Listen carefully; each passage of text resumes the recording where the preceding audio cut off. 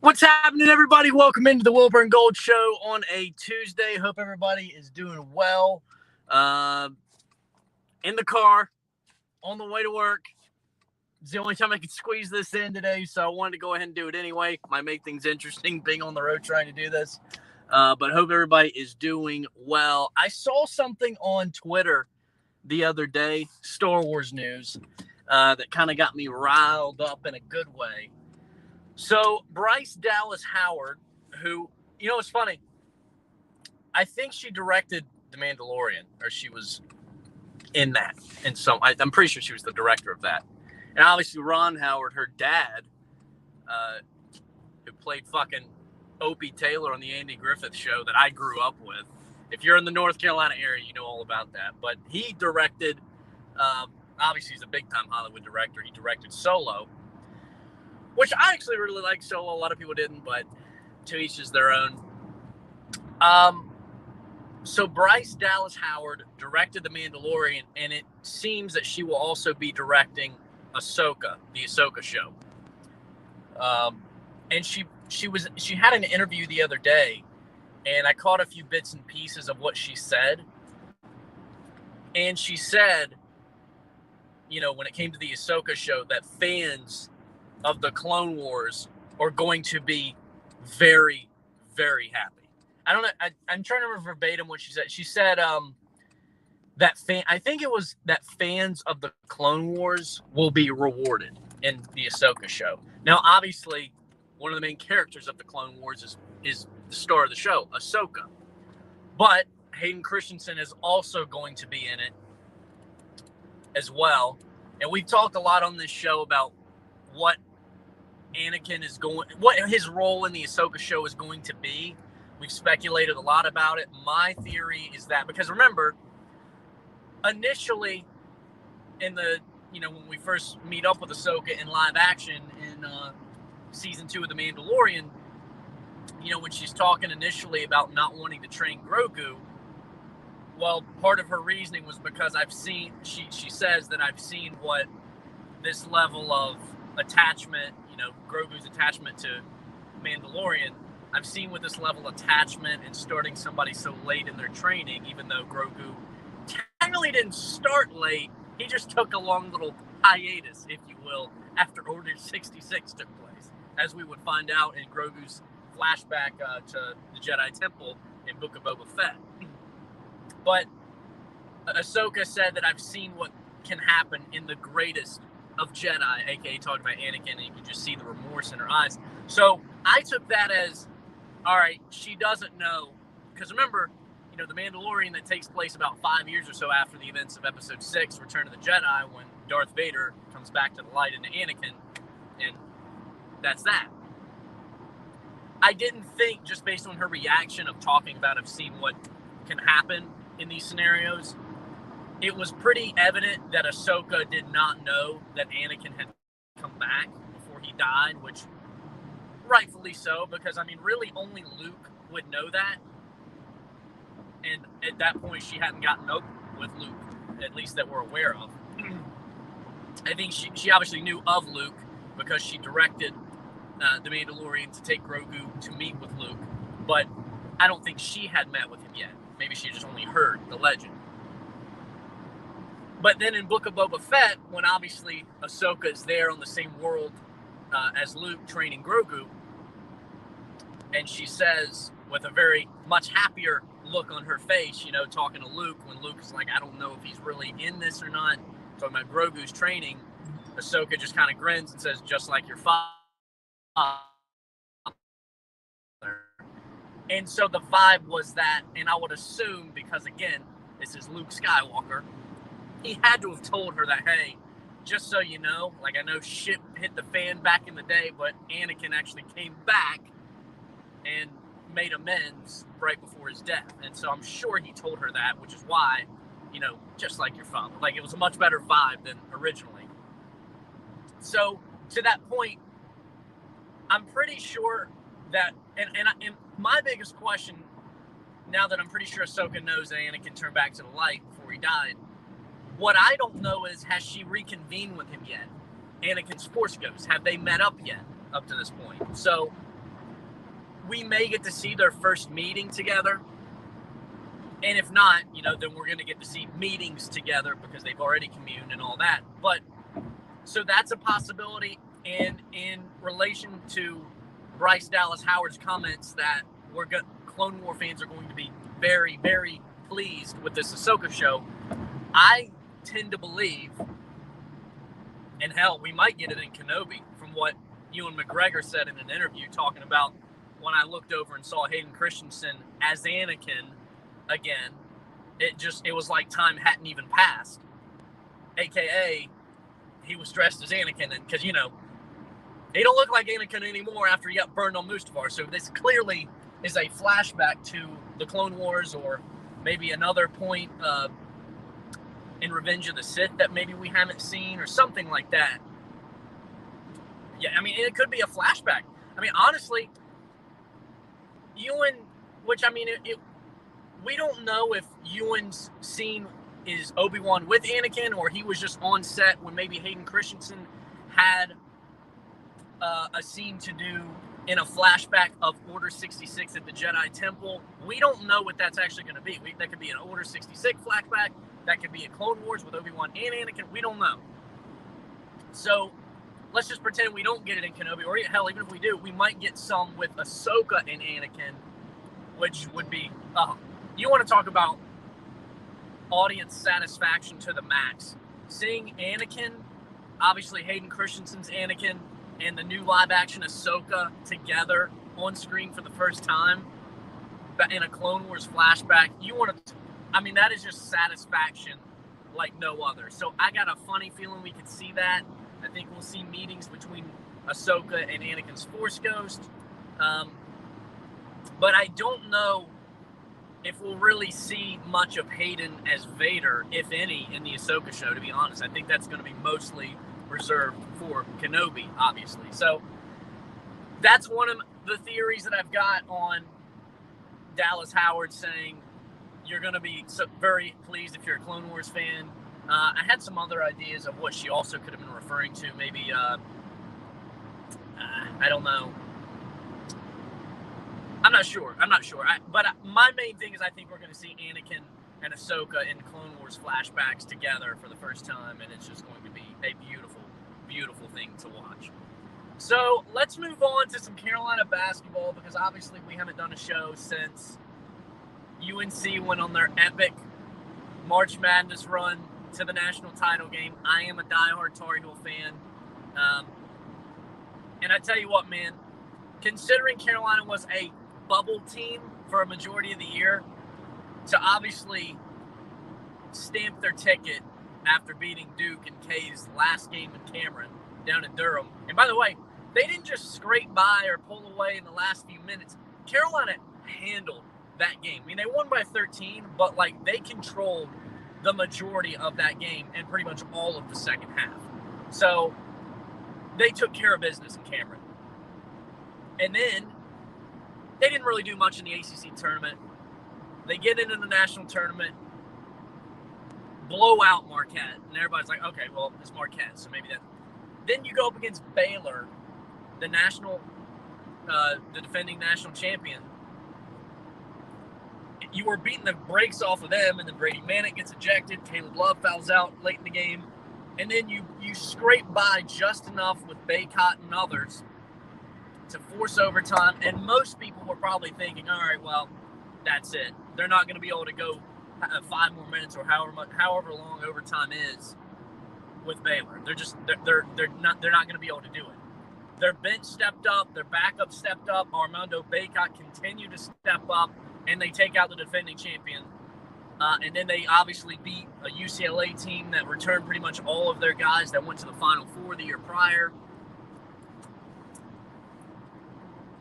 And then they beat Duke in the first meeting ever in the NCAA tournament that just happened to be in the Final Four, that just happened to be Coach K's last year. They stick around long enough to beat them in what was, that was such a good game to watch. Such a good game to watch. And then they're up by 15 at the half against Kansas in the national title game, and then we all know the rest of the stories. The gas, I don't know if they just ran out of gas or if they just choked it. Maybe a mixture. I don't know. But the point of this little segment about it is, obviously, if you've been following along, the question now is, because I swear to God, I don't, and this is probably because I'm a Tar Heel fan that I feel this way. Part of what has become the Tar Heel basketball culture in recent decades is Carolina will, now this was a little bit different year. I mean, like in 2009 when Carolina back in 2008, the Tyler Hansbrough, Ty Lawson, Wayne Ellington team, they get humiliated. I mean, one of the best teams in the country. I'm pretty sure they were the overall 1 seed in that in that NCAA tournament. They get humiliated by Kansas in the Final Four.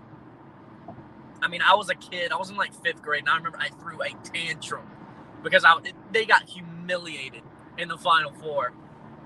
And then the question was, is Tyler Hansbrough going to come back? Is Ty Lawson going to come back? They all come back. Wayne Ellington, Danny Green, the whole crew, they all come back and dominate the next season in 2009, dominate the NCAA tournament. They won every single game by double digits. They set a record, something that had never been done before. I think they won the national championship against Michigan State and Draymond Green that year by the biggest margin ever up to that point. Take it to 2016, Carolina and Villanova in the national title game. Marcus Page hits that circus shot heard around the world, I believe, to either take the lead by a point or so, or he tied it with a few seconds to go. Villanova comes down, and an even greater shot heard around the world, the buzzer beater that beats Carolina to lose the national title game in 2016. They run it back in 2017, straight up redemption tour mode activated, and they win it in 2017 against Gonzaga. So now, this year was a little bit different because coming into this one, I mean, Carolina had some talent, but it was Hubert Davis's first year, and you didn't know, you weren't sure what you were getting. Because, I mean, obviously, this is the first year without Roy Williams, and you just don't know. I mean, Carolina had been very up and down they were up and down the year prior and then just down most of the year before that, the pandemic year, when they had Cole Anthony and all that.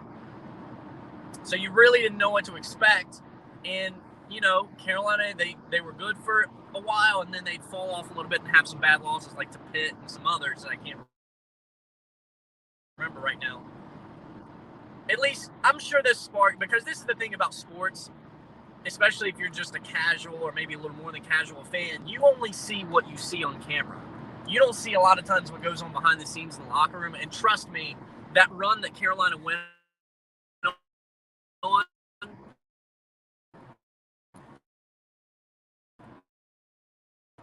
that in practice, that started in the locker room, that started way before it appeared to you on the camera on the national stage.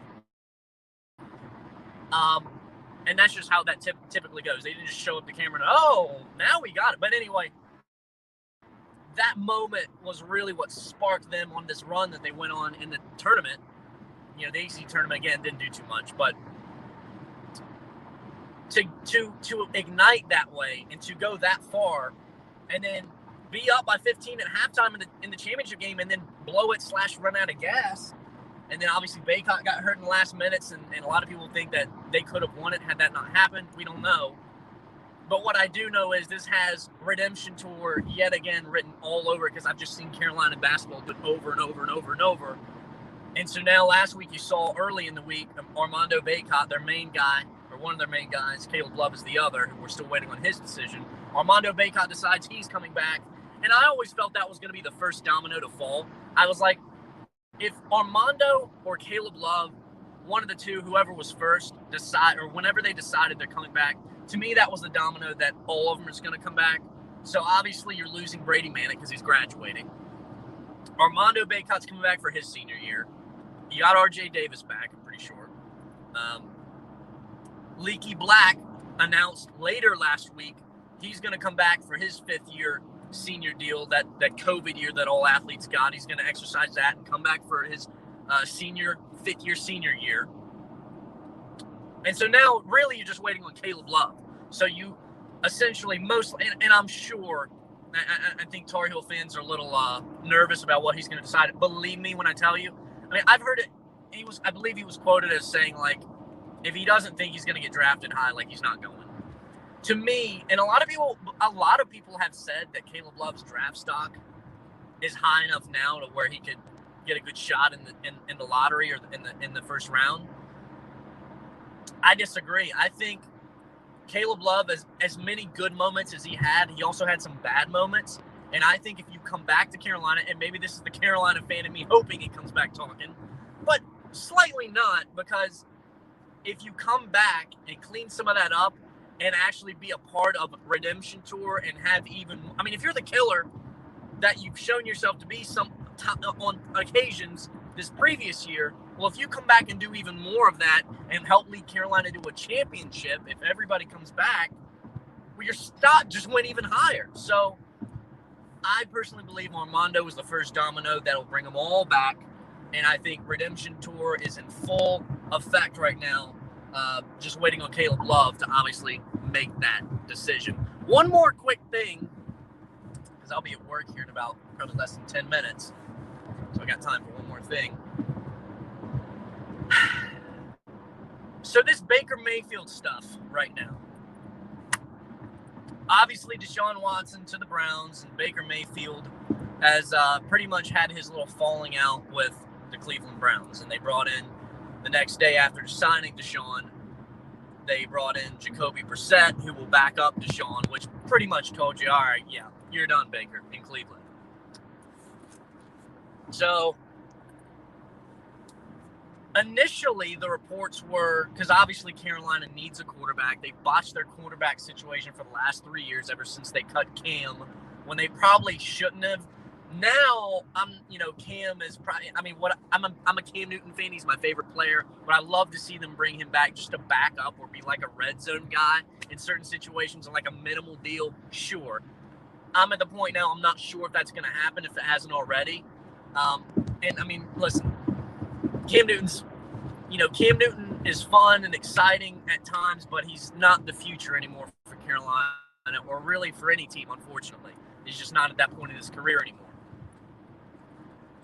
But at the time when they cut him, I don't think they did it right or did him right. They let him go way too late if they were going to let him go at all, which I don't think they should, because Teddy Bridgewater wasn't the guy. Sam Darnold wasn't the guy. You had the number 8 overall pick last year. You had Justin Fields and Mac Jones right in your lap. And I love J.C. Horn. He's a good player, and he obviously got hurt last year. He'll be back this year, a.k.a. why they didn't re-sign Stephon Gilmore at corner. But you needed a quarterback more, because you already got Jeremy Chin. You got Dante Jackson. I always call him Deshaun Jackson. Dante Jackson. You needed a quarterback, especially the caliber of quarterback that I believe Justin Fields is and will be in the league. You needed him a lot more than you needed J.C. Horn, even though I love J.C. Horn. He's a dog, and I think he's going to do really good stuff for the Panthers. But again, he's not going to have the impact on a franchise that Justin Fields is in the long term, I believe. So anyway, the Panthers quarterback situation, and then the Panthers quarterback situation been botched the last 3 years. And so now you've got the number 6 overall pick. It's not as rich of a quarterback class this draft. Here in a week and a half or so, or on the 28th is when it is of April, the draft. You got Kenny Pickett, which, by the way, you may not know this. Matt Rule, when he was a college coach at Temple, got a verbal commitment from Kenny Pickett. Now, obviously, Kenny Pickett ended up going to Pittsburgh, but he did verbally commit to Temple at one point. And David Tepper is a Pittsburgh guy. So if this Baker Mayfield move for the Panthers does not come to pass, I think Kenny Pickett's the guy, because I think he's the most pro-ready. I think he's the most mature, and I think he's actually really being slept on. And I think Malik Willis is going to, I don't know a lot about him, but he wouldn't be a bad option either. But if you do decide to take Baker Mayfield, because he is better than Sam Darnold, and they have been slowly but surely repairing the O-line over the course of this offseason a little bit, and the only reason I would say no to Baker is if the O-line was still what it was last year, because the most trouble that Baker Mayfield has gotten in over the course of his career to this point, where he's gotten into trouble is when he's had to go improv and get out of the pocket and make something happen off script, and he's not great at doing that. I don't know if that's because of his size or I don't know.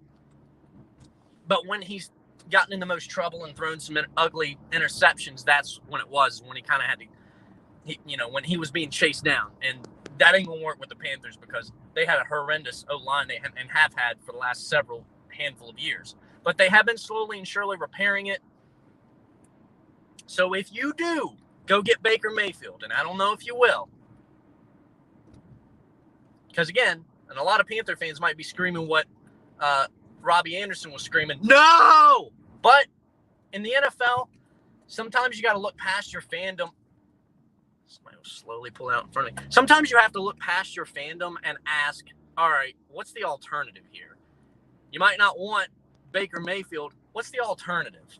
So, good solid quarterbacks, which I do believe Baker Mayfield is. I don't think he's as bad as people say. I don't think he's as good as certain people believe he is. But he is a solid quarterback that I do believe still has some good stuff in him for the NFL. I mean, he's only been in the league a handful of years. If you do that, you better take one of the better tackles off the board with that number 6 overall pick. Because that's the only way the Baker Mayfield move makes any sense. So I've officially arrived at work. Appreciate you tuning in. I'm glad I got to do this. Expect a lot more episodes just kind of on the fly like this, just because my schedule is so very hectic these days. I'm, getting into producing on sports radio and things are picking up on my schedule, but I really want to make more of these than I have been. And I know I've said that to death and beaten that horse to death, but if I got to do it in the car on the way to work, then that's what I'm going to do. So I hope you have a good rest of your day. This has been the Wilbur and Gold Show. We'll see you next time.